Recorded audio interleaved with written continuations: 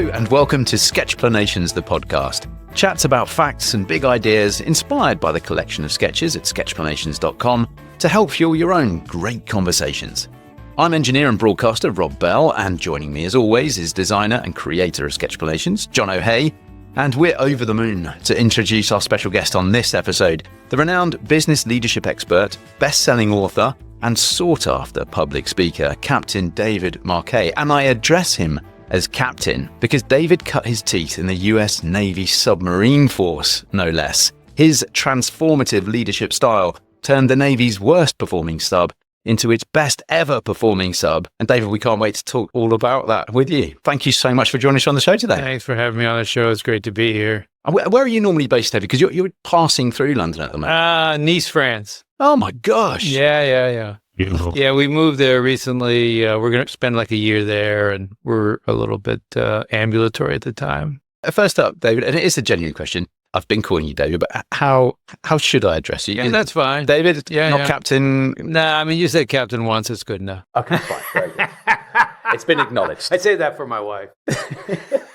I've got to say, I did think that I probably ought to shave a bit more this morning and sit up straight. And Oh my gosh, you guys are killing on me. that outfit. Well, before we go any further, David, and Jono will no doubt roll his eyes at this, but it's only fair that you know that I've also served my time on a British Navy nuclear sub as well. Oh. Admittedly in the role as a TV presenter, and only for 4 days a night, but it was an incredible experience. Yeah, that's great. Yeah, that's hard because we're very kind of reticent, quiet people. When I grew up, we were in the midst of the Cold War, and I really felt passionately about the freedoms of liberal democracy. And instead of being a scientist like my dad, as I was supposed to be, I was like this geeky kid on the math team, very awkward and introverted. I remembered numbers. Not your name, but I can remember your phone number. And so I went home and said, I want to do something about this. I want to do my part. And my mom was concerned. Said I was going to the military. Yeah. I said, no, it's okay. There's these things called submarines. Our whole job is to hide from people. And so we call ourselves the silent service. And that was a good fit for me. It is odd when you understand about the submarines that are in our oceans all the time, just kind of trying to not be found, and then other subs trying to find those trying to not be found. It's Exactly. this odd game of cat and mouse. Yeah, it's a nice game theory game. Yeah. Gameplay. So it's like this underwater 3D chess thing. And I liked it. There's a lot of sort of sitting and thinking and put pattern recognition, and then they have to operate the submarine and do that properly, and then think about what's the enemy doing, what's the enemy want me to think that he's doing. And it was a good fit. Turned out to be a good fit for me. It is amazing. When I was down, I was overwhelmed. I was impressed. I was left with just this impression of how highly skilled and competent everybody on board that sub was. And we were down when they were getting put through their paces before actually going out on. Yeah. That's a key time. And so there were drills being put left, right, and centre. And I got to go into the room where the heads would all then deal with that crisis. And I've never seen leadership like it. It was like this beautifully well-oiled, better. It was like a beautifully handcrafted, manufactured Swiss watch, all the pieces just working immaculately together. It's so much fun to be on a team like that. And you got access, you were able to talk to the sailors all the way from the most junior, newest sailor on board up to the captain. Up to captain. Yeah. Yep. They're so impressive. We have this system where if you went to college, you get to be an officer. And if you didn't go to college, we make you an enlisted person. But it's a kind of an arbitrary delineation. And I think it's sort of a legacy of the Industrial Revolution, the class system from the Industrial Revolution. Okay. I mean, you need to have some kind of hierarchy, but it's kind of a stark dividing line, and it's pretty arbitrary. It's not based on intelligence. It's not based on drive. It's not based on grit. It's not based on tenacity. It's just based on, did you go to college? Yeah, which in itself could be a reflection of the opportunities you've had in life. Exactly. It has nothing to do with you, most likely. Well, you'd think it does. But the surroundings matter. Yeah. Of course. Who your parents were and that kind of thing. We referred to in the introduction that you are now a business leader, a business leadership expert. Huh? Now, but I need to correct your intro. I don't say expert.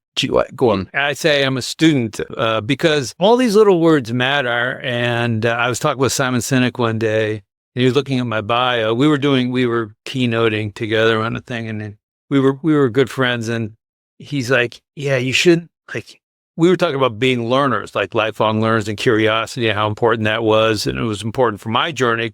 Basically I was an engineer and numbers guy. Now I'm kind of a story and word guy. And, maybe the next phase of my life, I'll be have pictures like Jono, but I don't think I'm ever going to get there. In any event, he's looking at my bio and I was like, what do you see? And he's like, so you say right here, expert. I didn't even write it, but, I didn't even notice.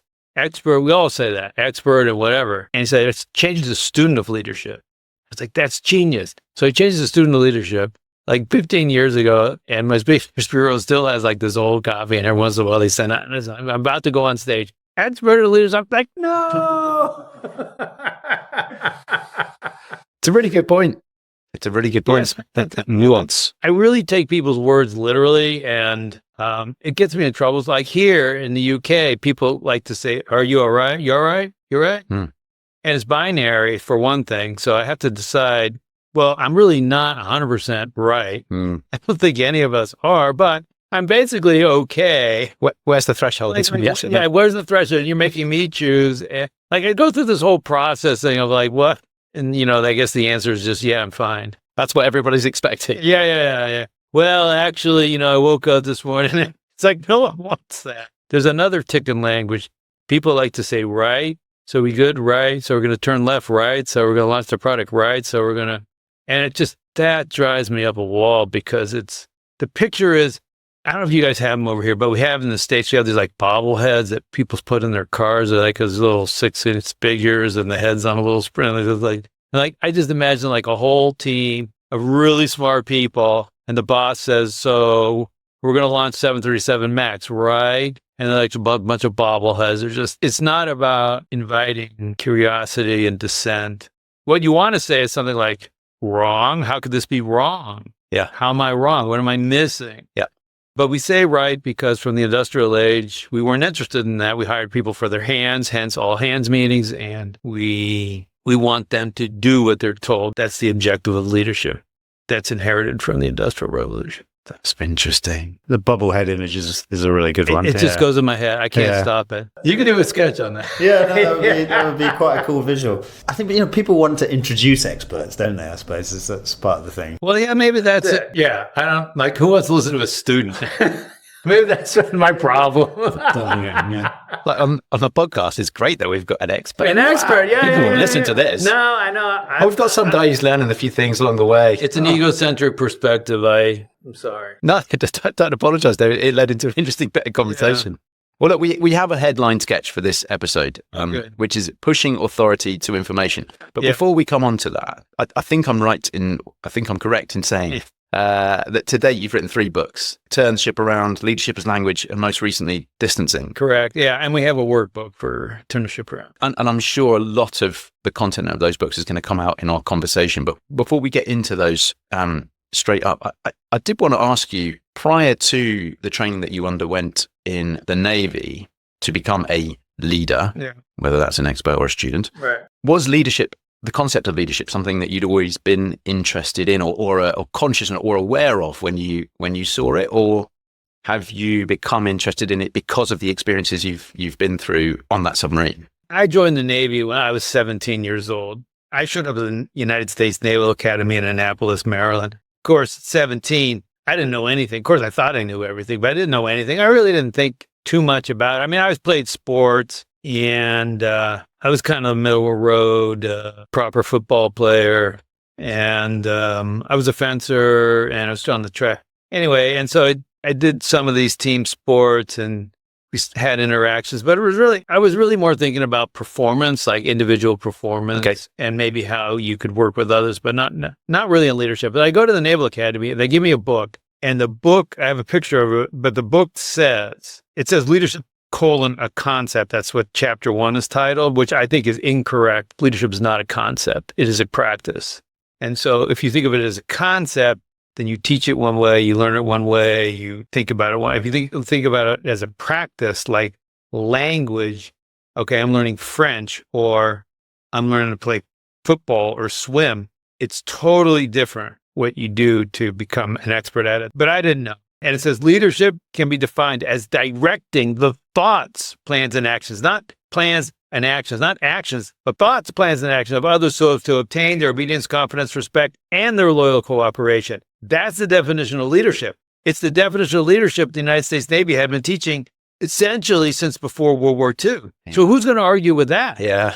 Right? You're 17. What do you know? You don't know. The government hands you this book and say, okay, yeah. And the secret is I liked it. It appealed to me, the idea that I was going to be the person who was like making teams do what I wanted them to do, because I viewed myself as the smart guy. I was on the math team and chess club and blah, blah, blah. And I was this, so of course I get to decide what other people get to do. But it's a great description of, again, we go back to the industrial age where you had thinkers and deciders and doers and workers. And it's really a caste system. And we use the words like white collar, blue collar, leader, follower. They're all reminiscent. They're all echoes of this age. Was that, because you talked about you had a good maths brain, analytical brain. Was there something about that leadership that was preached to, if you like, from the Navy about that there's a set process here? Or at least there's logic been put into this, and you got to know the right answer, and then you got to get your team to do it.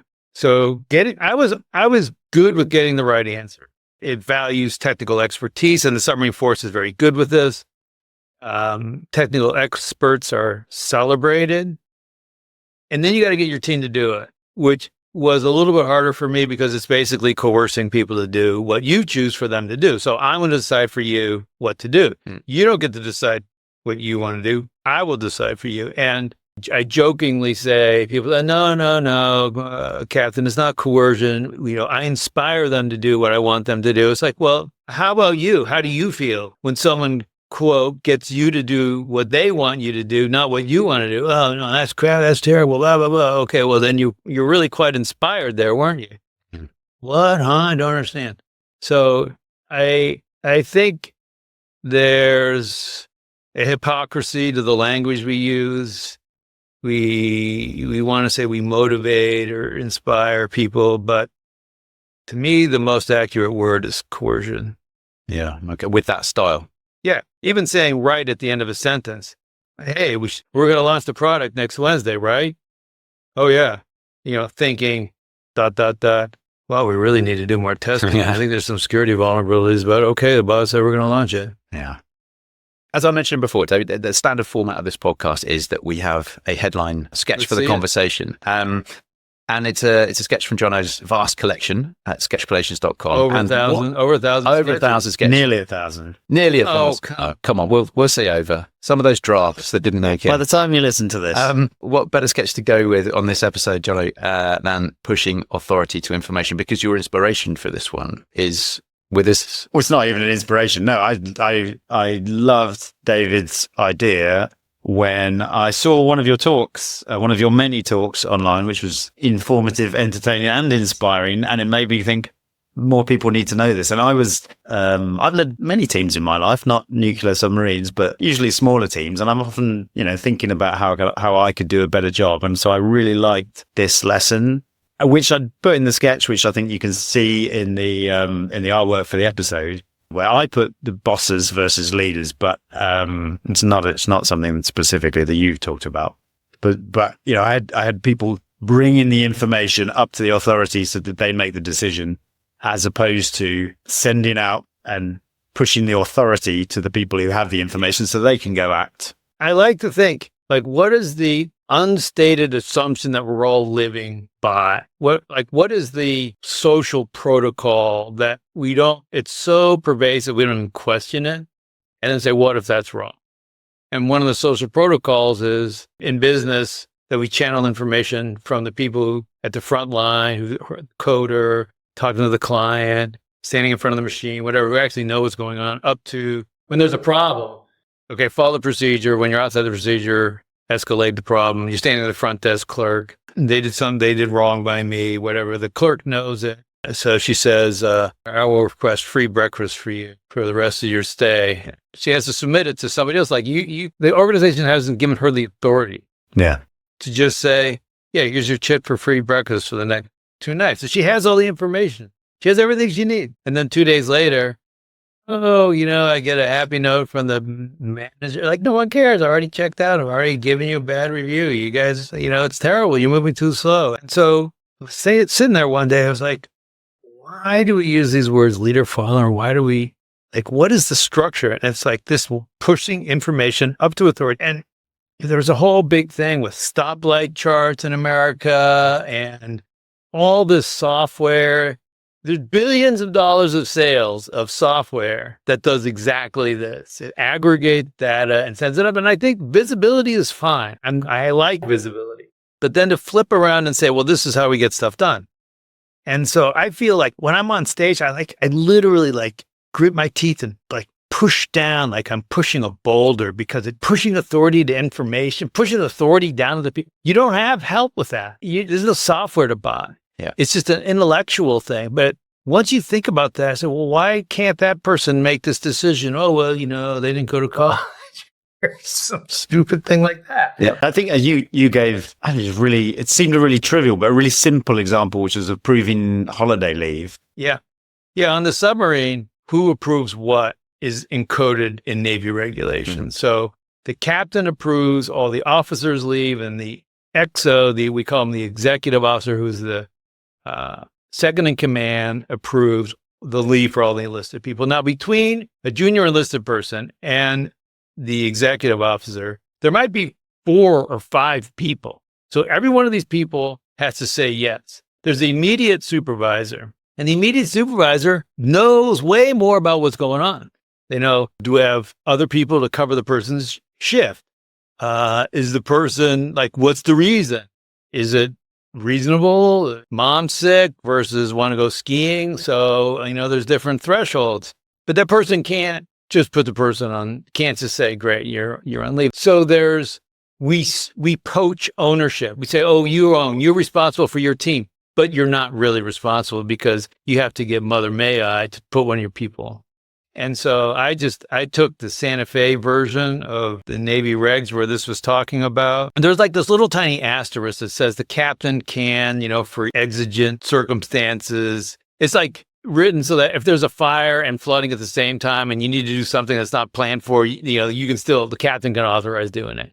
But I use that. I drove a truck through that loophole, and I would start modifying these things. And I just literally took this black marker and I said, okay, here's the new Santa Fe version of the regs. And I showed my guys. I said, you're going to sign the leave jets. No officer is going to sign the leave jet for the enlisted guys. And so we got it down to, in some places, it was 1 or 2 people instead of 4 or 5. So that was a huge win. And it really, now they've had a sense of ownership of their team. They really were in charge of their teams. And I think this was one of the best things I did ever in my life. And because the ripple effects were so profound. One of the things that happened was we went from 10% retention to 100% retention. And I think that one of the reasons is because when you look at your boss and you say, oh, my boss is just a cog, my boss is just a mouthpiece, my boss doesn't really make it, I don't want, that's the job I'm going to have in 5 years. So why would I? It's unappealing. And then when they say, oh, my boss gets to make decisions, my boss has a job that matters, it becomes more attractive. We had this whole thing, you're just getting me to rant on about all this. We had this whole thing about engagement. You can read these posts, 10 ways to get your employees more engaged, put more foosball tables out or, whatever. And as I look, okay, it's 2-step process. Give your people decision-making authority. Step 2, repeat step 1. That's all there is. Nothing else matters. If you don't do this, nothing else will matter. If you do this, nothing else will matter. Firmly believe it, that you need to get humans like solving problems.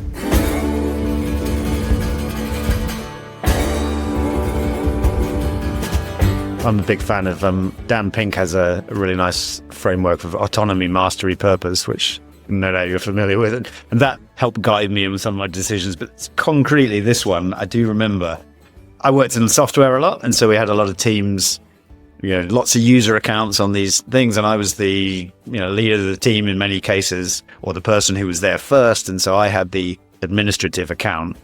And then you add people to the account as they come to the company and they're using it. And every time I could, when it felt right, I took absolute joy in giving, the head of this area, the administrative privileges. So I wasn't the bottleneck in this decision. And if they wanted to add somebody or change some permissions, they could do it.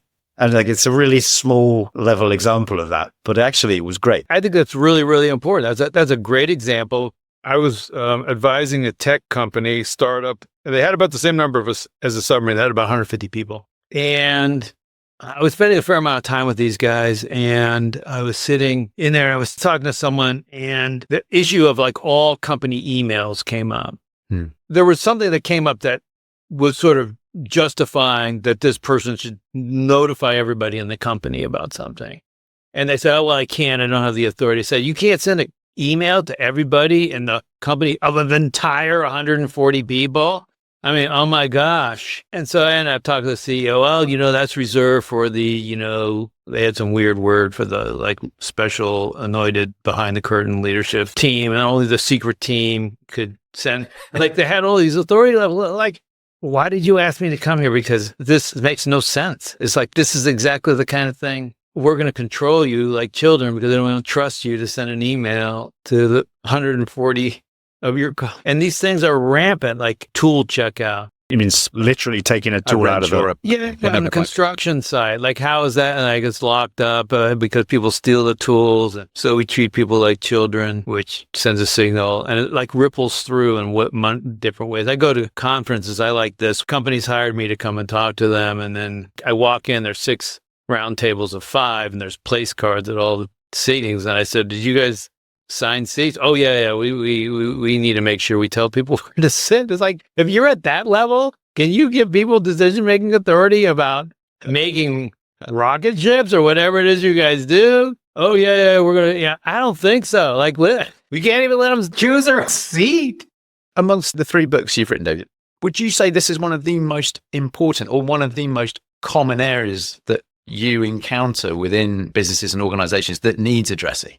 Businesses usually hire me because they want to make this leap from people doing what they're told to thinking. Yeah. Okay. And the shift from a bias of avoidance, which comes from avoiding errors. We don't want to have a software breach. We don't want to have an accident, to a bias for action with striving for excellence. Striving for excellence. Watch any of the superhero movies. Like they're all messed up. Like they have psychological problems, and they make mistakes, and they make bad decisions, but they're really trying hard to do something really good. And so we give them a lot of slack. And that's what you need. You need people trying really, really. The path to excellence is through making mistakes. Anyway, so that's why they hire me. But this last book, Distancing, is probably the book that personally has helped me think about my life and the decisions I'm making the most. Should we talk about that a little bit? So when you say distancing, what do you mean by that allows you to make decisions? Distancing means you in imagination, you view yourself as separate from yourself. Okay. And it can be as easy as when you write in your journal, don't write, I had a bad day today, or I had a great day. Right. David had a good day. David has dealing with an issue right now with blah, blah, blah. David has to make so you just write about yourself in a third, and that's a little bit of separation. Mm-hmm. And there's some stories where business leaders couldn't make a decision. For example, Kodak couldn't give up wet film. Yep. Blockbuster couldn't give up their business model. But Intel gave up their initial business model, which was memory chips, pivoted to microprocessors. And it happened because Gordon Moore from Moore's Law, who was the chairman, and Andy Grove, who was the president, were talking. They were struggling. They were losing money. It's the early 80s. They were losing money. Asian manufacturers were putting pressure on them. And they over a year, they couldn't make this decision. And Andy Grove talks about this time, this year stasis time, as like, we just couldn't give up memory chips. We like literally says, we were memory chips, because what happens is all those accumulated decisions that you make to lead you to be a engineer, submarine commander, sketch note artist, whatever, become part of your ego. I picture it like we're just sort of attaching things to this thing, and now I have to defend all that. That's my defensible territory. Yep. And I can't give up that. even though the world's changed and I've changed, whatever, it doesn't matter. And so when you zoom out, it's the same thing that you say, well, and so Andy Grove says to Gordon Moore one day, he says, what if we got fired and they brought two new people to run the company? What would they do? And Gordon Moore looks at Andy Grove and he says, they'd shift to microprocessors, obviously, because they had this little tiny, they had 4004 microprocessor at the time, which they couldn't keep on the shelves, but it was a tiny part of the business. And it's like, why did that work? It's because they're not them making judgment on their own past decisions. Yeah. And so on the submarine, people would come up to me and say, Captain, I intend to submerge the ship. I intend to start the reactor, whatever. And sometimes they would come up with a plan that was kind of parochial to their own department. Yep. Not optimal for the submarine. I needed them to think as like the submarine commander. And so I was always annoyed by questions like, well, did you think about safety? Did you consider the client as you were building this app? No, we've forgotten about them. Like they just kind of irritated me. But questions that did work that I did like were things like, hey, if you were me, what would you do? Here, and I'd actually put them in my chair. Hey, sit in my chair. And I would go get a cup of coffee, come back. They didn't talk to anybody else. They didn't review any spreadsheets. They didn't look at any more data. They didn't read any more reports. And then I would come back and say, well, what do you think? Well, I said, you know what? Actually, I think we should do this. I was like, why? And it's just because they thought about it differently. So distancing means I separate myself from whatever I view from myself. It's hard to talk about because I don't have the right language for it. Yep. And we can do it in space. Like I can imagine, instead of being here sat in the podcast chair behind the mic, I could be a fly on the wall looking down at me. Yep. Saying, okay, what's that guy? Why is it? What are we going to talk about here? And then we could separate in time, which you hyperspace out into the future typically. It could be just 10 minutes. Say in 10 minutes, how am I going to feel about this guy coming off in traffic? I'm all like 10 minutes, doesn't matter. Yep. You go out 10 years, you go out to the end of your life. You separate yourself that way, sometime else, somewhere else, or someone else. Like if you were me, what would you do? If you were your grandchildren, what would you think you should do right now? If you were the board of the company, if you were the client, just somebody, not you. If you were your good friend, what would your friend advise you to do? Well, so that's a really nice way to talk about this, because as I'm listening to you talk there, David, I'm not necessarily thinking about business here. I'm thinking about life in every single context and every single facet that I experience with life, with my family, with my work, with my friends.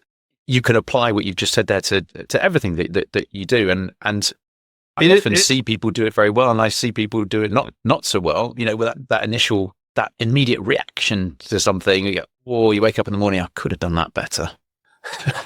Right. Or maybe it's just 7 seconds later. Or maybe 7 seconds later. Feedback is a favorite laboratory of mine. Of course, giving people feedback is a waste of time because no one cares about your feedback. Okay? Inviting feedback is what you want. You want a culture of inviting. So if I say, hey, how'd that go? What should we spend more on, less on, whatever. Inviting feedback, now I'm interested. But you say, oh, yeah, I really enjoyed your talk, but blah, blah, blah, blah, blah. I literally don't care. Even though I've tried to train myself, like this is how you get better. This is like the path.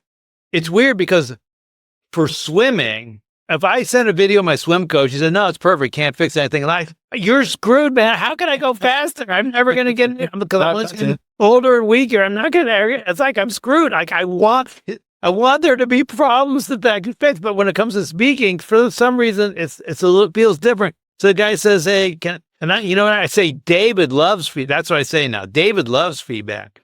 I don't like feedback, but David loves feedback. And it really helps. So try that next time. Invite feedback. I want to talk about the self-talk and the coaching part. But I wanted to say also the time and the space really appealed to me. So our co-host is not here, Tom Pelleray. Him and I spent a long time with a lot of technical problem-solving methods and methodologies. One of them, which was one of my favorite, and I do have a little sketch, which I did ages ago on it. It was called 9 Windows, and it was about thinking in space and time, because it's something that doesn't normally come natural to us. And classic example would be, so 9 windows are like a tic-tac-toe board. So let's say you're trying to work on a bike, and so you put the bike in the middle, and then forward and backwards, you're moving back in time, forward in time, and then up and down, you're moving out in space, like looking further up, and then closer as you look in. So you look at the bike and you say, okay, well, what was it before? Well, it came from the shop. What is it going to be afterwards? How are we going to recycle it, pass it on?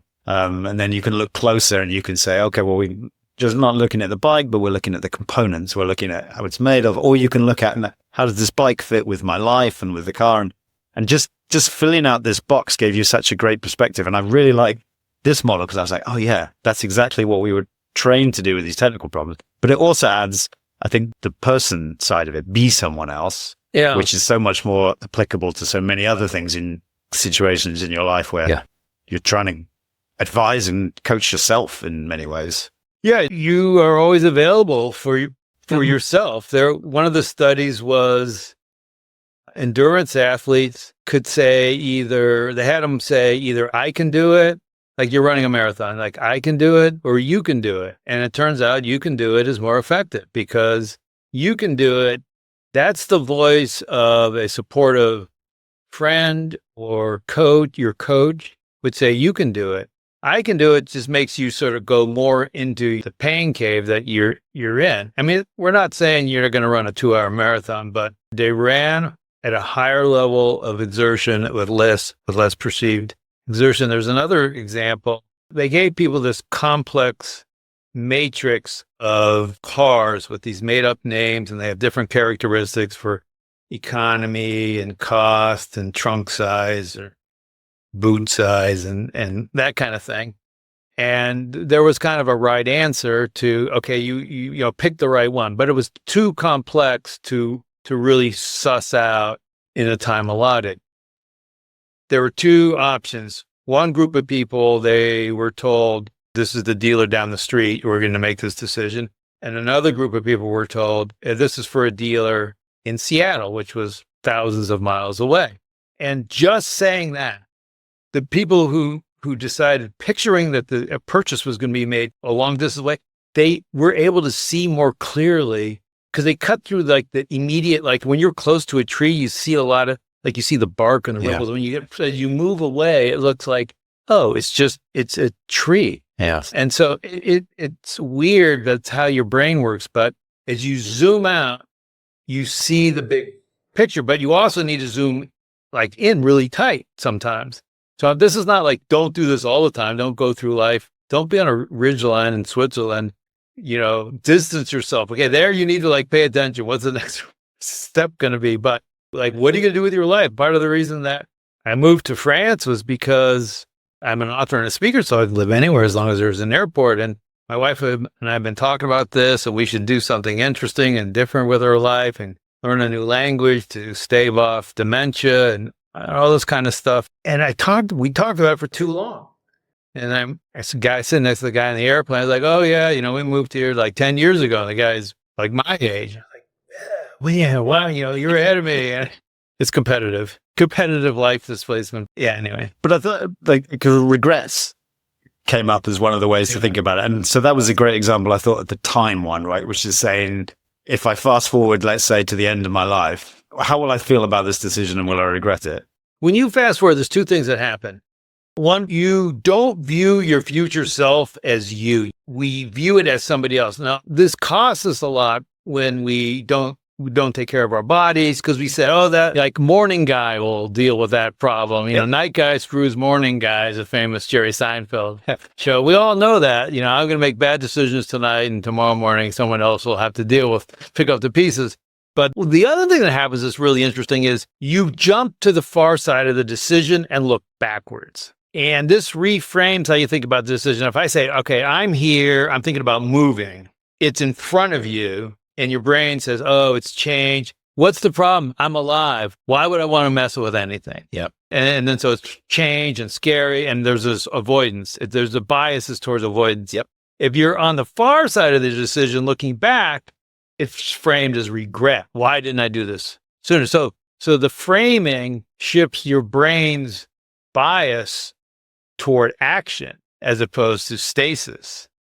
And so that's one of the really powerful things. So you jump to the far side of the decision. You imagine you could write a letter to yourself, or you just imagine yourself, hey, imagine it's 2035 and I'm writing a story about the decisions that I made in my life. What would I want to talk about? What would I want to say for today? I can't tell you how helpful this is, David, because my wife and I are making the decision to leave London now. Yeah. And I'm thinking, do I really want to do this? And every train ride I take to come over here this morning, which was short, as opposed to leave London to go out and live in the countryside. Right. And I know that looking back, I will go, why didn't I do this? Yeah. But now I'm in it. It's, I'm going to miss this and this, that. I can't tell you how helpful all this is. What strikes me about this, David, as well, again, coming back to what you said earlier about your younger self, that you were, a maths guy, process analyst.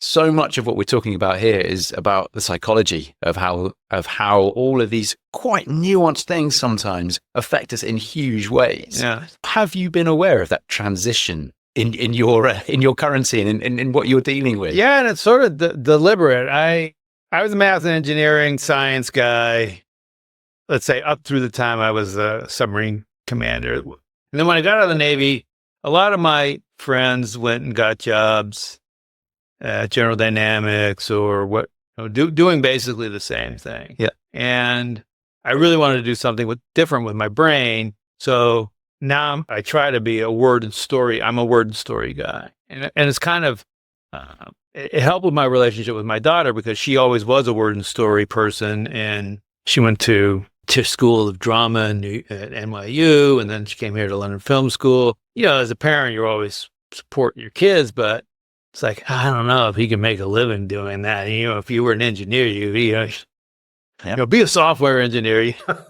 Solid. Don't have to worry about you, blah, blah, blah. And of course, that was, short-sighted. But, now I appreciate, we're just to say we're closer now because, I appreciate that. So I kind of think of this part of my life, I'm exercising the other half of my brain. Yeah.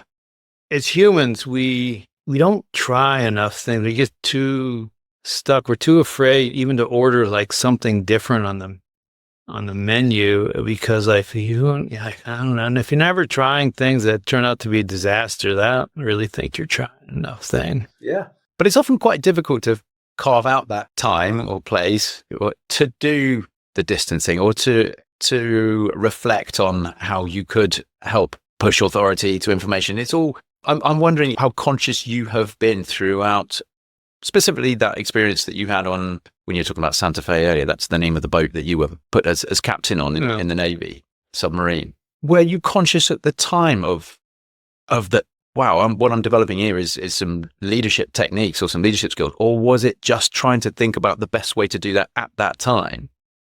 Well, it was pure fear and panic. Good motivators. There was no long-term plan. Like when you're in something, you never know is it going to work. Like we're building this app, it's just messy. Yeah. And like or we're building a computer game, then it blows up and takes over the world. Like, oh wow, and then everyone's like, wow, did you know? Like, no, we had no idea. We were just messing around with stuff. So at the time, it was a lot of patchwork, 2 steps forward, 1 step back. Let's do this.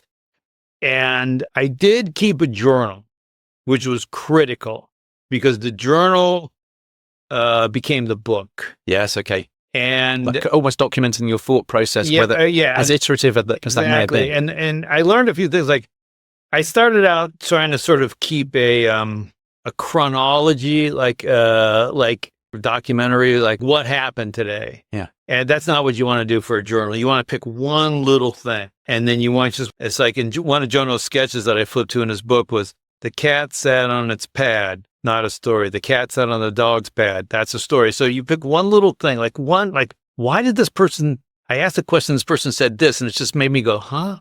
Like just that, just talk about that. And then what did you say after that? And what did they say after that? And then what did you try? And how, like, what are you going to try? And that was a lifesaver because I had the specifics. I had the details I could conjure up the facial expressions and I had the exact words that people were saying. And then you could retrospectively scrutinize that with a more analytical hat up. Yeah, when I was writing the book. Yeah. So this is now 10 years after the fact. So your brain like tricks you into thinking, oh yeah, I was like tall, handsome, and it's brilliant. And then reading my diary, I was like, yeah, not so much.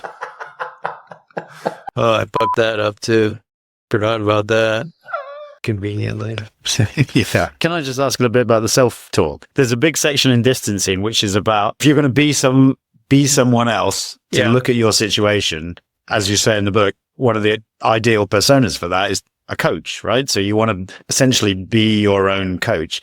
And the reason why I want to ask is because Rob does a lot of athletic things. We actually did a podcast episode on self-talk. It was called Anchors and Tugboats. And Rob is the best example I know of somebody who does his own self-talk on all these like endurance events.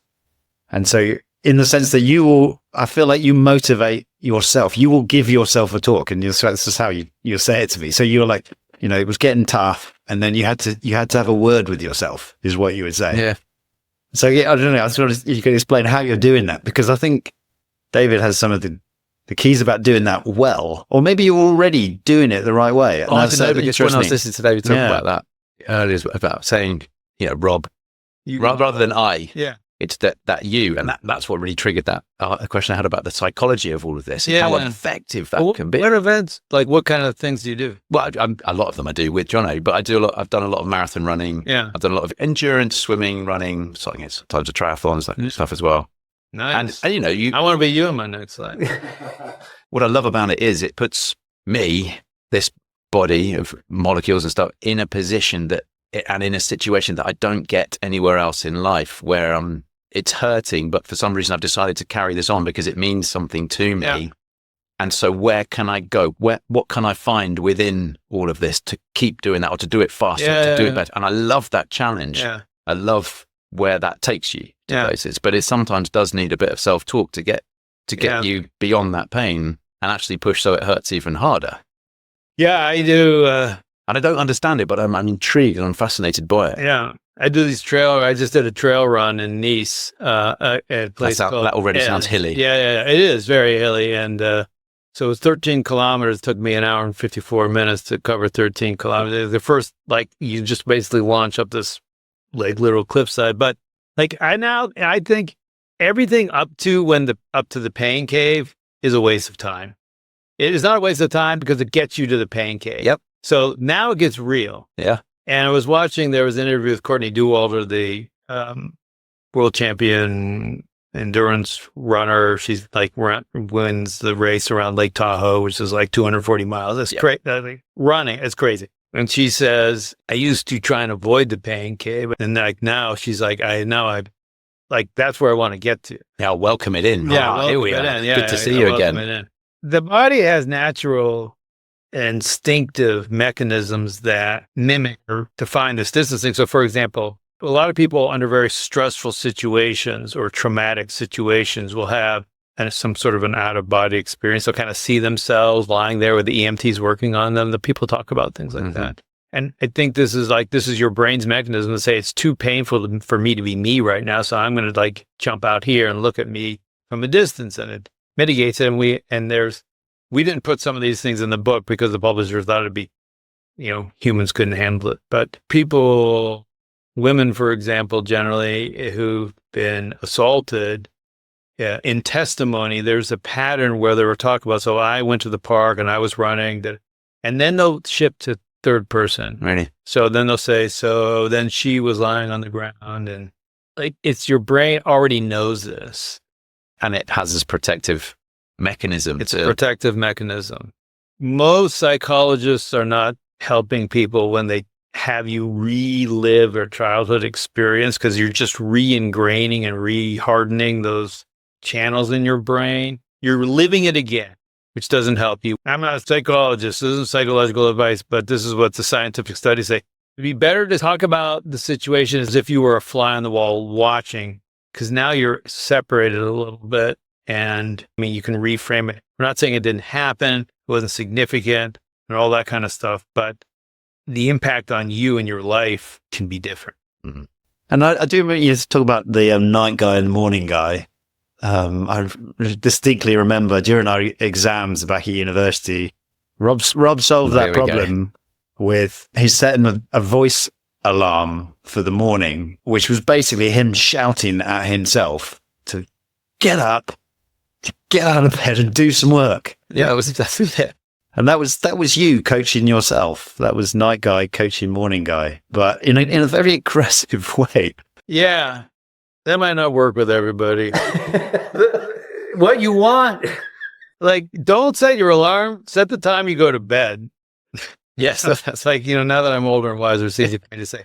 But being your own coach, it works. It works in two ways. One is you jump out and you're your coach. So you decide, okay, what am I going to do? I'm going to run today. And I don't feel like it. Yes, I'm going to run. Yeah. But the second thing is, once the coach makes this, so the coach sets the plan for the week, you become your coach, you set the plan for the week. Then you become yourself.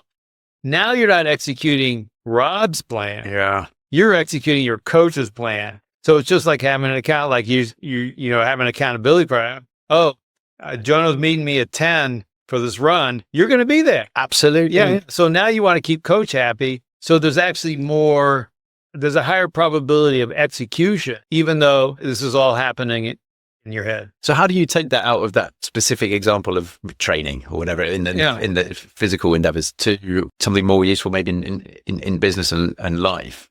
It is through this distancing, isn't it? Yeah. Well, one of my, I think, retrospectives and team reviews and these kind of things are great laboratories to see people's behavior, because if you say, hey, we're all going to get together, and we did this in the Navy, and some of these were excruciatingly painful. Okay, we're going to go over, how do we do? Well, you screwed up this, and you screwed up that, and you could have done that. You took 4.5 seconds. You should have taken 4 seconds, blah, blah, blah. And if you get the team together and instead you say, hey, imagine there's a team in Singapore, and they're going to do the same thing we just did, what would we want them to know? So now I've activated 1, distance; 2, the future; 3, somebody else. So I've activated be someone else, somewhere else, sometime else. So now I'm not talking about how screwed up I was. Yeah. I'm talking about, you know what, they really should do it this way, or don't do this, or make sure that whatever it happens to be. And it tends to be much more productive because the barriers and the defensiveness are not there. Yeah. That's such a good, simple technique, isn't it? Yeah, I love that. It's brilliant. I'm so sorry. I'm going to ask if anybody has anything they'd like to raise or ask David in this short amount of time we have left before we have to wrap this up, Jono, because I know list of questions. Yes, so many. I was going to ask, is there anything that we haven't spoken about in this session that you feel like we're not doing justice to a point, or is it something we'd like to share? I mean, it's easy for me to be sat here at this point in my life, have the resources to basically do whatever I want and give lectures. But I just think that our brains were designed for a time when life was much, much tougher than it is now. And you can do so many things, but the biggest limitation on our lives is ourselves. And I want people to live big, bold lives. Like, get to the end of your life. Don't say, gee, I wish I had done this. I wish I, had a farm raising miniature donkeys, but, I never did that because of who knows why. I never did that. And live a big, interesting life. Share your thoughts. We need a world like that. We don't need a world with a bunch of bobbleheads doing what they told by so-called experts. That's good. Yeah, that's brilliant. We'll use that at the end, maybe. That will be. Can I ask, do you have a favorite submarine movie? Yes, I have. I did a thing with Business Insider, which is a London company, which type in submarine commander rates submarine movies, and that'll be me. They show me 10 submarine movies, including The Simpsons. This is a YouTube clip? It's a YouTube clip. Yeah, millions of views. And can you give us a spoiler? What came out top? Well, it was for rate them for realism. And so for me, Das Boot it was classic. It's hard to get better than that. But psychologically, Hunt for Red October is very good psychologically. Technically, it's a disaster, but psychologically, it's very, very good.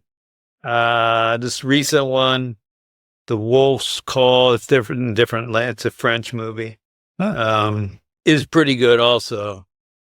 From a psychological perspective, what's it like to be there and be engaged in this 3D chess game? The thing about submarining, which doesn't work well in movies and in normal life, is it's very, very, very, very ambiguous. So, for example, in real life, I'm driving on the highway There's a truck 100 meters in front of me. The brake lights come on and the truck starts to get bigger in my vision. So it's braking, it's slowing, I'm getting closer. It's consistent. In submarining, it's the opposite. Like imagine a situation where the brake lights are on, but it's still getting smaller. And it's like, well, is it braking or not? Is it getting closer or not? And so there's always these ambiguous symbols. And of course, the enemy is deliberately throwing out ambiguous signals to confuse you. And so you're sifting through all this ambiguity to try and suss out like what is real. And in our normal lives, we generally take whatever we see as real, and it usually works, and we build off of that. I mean, then we make decisions. But as a submariner, you spend a lot of time really trying to suss out like what is really happening here. It is a unique environment, isn't it? And a unique set of circumstances. Yeah, which is why I was so fascinated by it. It was, it's super fun. Hell of an experience. I'll send you the link to the show. Yeah, I love it. It's a 1 hour. It's 45 minutes. I love the shows like that. It was very good. And I'm glad you had access to going to it. It wasn't easy access, I'll tell you that, but we got there in the end. Like I said, we're the silent service. Exactly. I'm going to provide links to all 3 of your books in the podcast description so people can easily find those. And you've done a lot of talks that are on YouTube as well, which I think are also fascinating. It's how Jono first discovered you, and I'll make sure I link to those as well as your analysis of submarine movies. Yeah, that's a good one. David, thank you so much for coming on and sharing your insights with us and our listeners. I've learned absolutely loads. I'm absolutely pumped to go and make some decisions. Try some of these things. Yeah. Rob needs to make some decisions. Rob needs to make some decisions better. Not I need to make some decisions. David, all the best. Safe travels home back to Nice. Yeah. And thank you all for listening. Until next time, go well, stay well. Goodbye. Cheers.